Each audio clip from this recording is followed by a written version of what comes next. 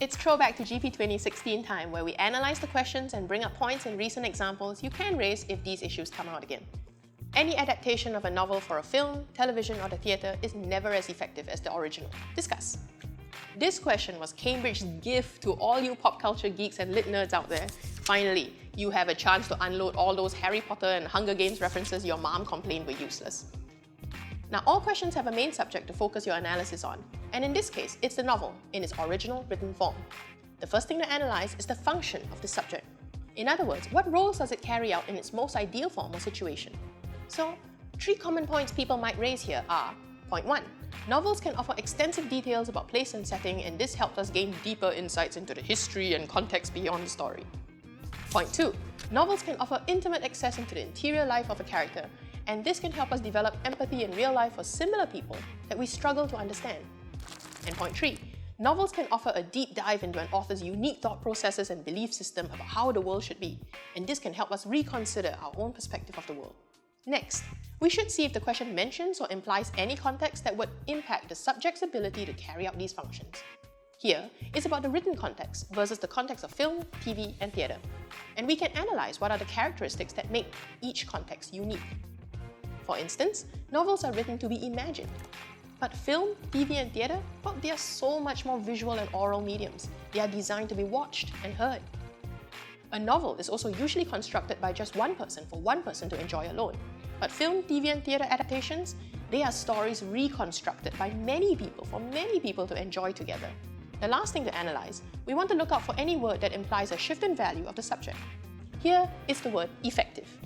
When do we describe something as effective? When it succeeds at producing a desired or intended result. Now, let's see where the context changes the value of each of the 3 functions of the novel we talked about earlier. First point on novels being so detailed that we can get insights into history and context at the same time. Well, remember, unlike novels which are made for an individual to devour at his or her own leisure, film, TV and theatre are made for many to enjoy together. This means having to work around time frames that a typical mass audience can endure in one sitting. So films typically only run about 90 to 120 minutes, TV shows about 60 to 120 minutes, and theatre maybe 120 to 240 minutes of intermission. These tight time frames plus the need for mass appeal means screenwriters and directors will mercilessly chop out details that they feel bog down the entertainment value. And sometimes to increase accessibility of story, they will sacrifice depth of background knowledge. So, in the novel Les Miserables, when you read about Jean Valjean trudging through the sewers of Marius on his back, the author Victor Hugo also gives you an education into the history of the Parisian sewer system. The film and theatre version of course skipped over all that to focus on the pure drama and emotion of the rescue. Second point on novels communicating a character's inner life and helping us develop empathy even for the oddest or nastiest of people. The visual and oral elements available in film, TV and theatre can be a much more effective pull on the heartstrings than words on paper. A powerful music score, beautiful cinematography, and just experiencing the physicality of a talented cast with special chemistry can convert you to care for people you might have otherwise despised. So, for example, fans love George R.R. Martin's famous Game of Thrones novels for how he deliberately switches perspectives from chapter to chapter, book to book, and he forces you to literally see the world through the eyes of the noble as well as the cunning. Even though the Game of Thrones TV series could not use this same device, well, through great directing and casting, it managed to win over new fans for even its worst villains.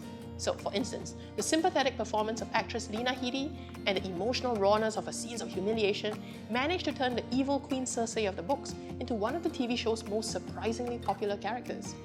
Third, about novels being a vehicle for an author's unique worldview, effectively challenging me to examine my own perspectives. Well, whether you think film, TV or theatre adaptations are better at doing that job, it really comes down to how purist you want to be about sticking to an author's original ideas. So, unlike the novel, where the author reigns supreme, here a whole team, screenwriter, director, music scorer, actor, costume maker and more, they will each translate the story according to their own creative agendas. So the examples you list here will be a controversial case of different strokes for different folks. Some movie adaptations that people have argued do little justice to the original author's underlying moral or political messages are the Harry Potter series and the Hunger Games series. Both J.K. Rowling and Suzanne Collins saw their novels' warnings about the dangers of authoritarianism and abuse of power cut out or tamed down to emphasize more on a good old-fashioned battle between good and evil. On the other hand, you have adaptations that are considered vastly superior to the original novels in terms of outreach and power to change people's worldviews. The Shawshank Redemption is generally regarded as one of the most inspiring movies of all kind, whereas the Stephen King novella it is based on is one of his least known. Movie fans will happily argue all day long about what examples to use here, and it is all really subjective. But this is definitely a fun question to attempt if you are a pop culture buff. And if you aren't one, why not? If anything, it's one more excuse to go watch more movies and TV shows and say, I'm just studying for general paper, mom. Thanks for watching. For more videos in our Throwback to GP 2016 series, subscribe to our channel. And if you want to learn more about how the world works, click on the links below to get a free trial class at School of Thought.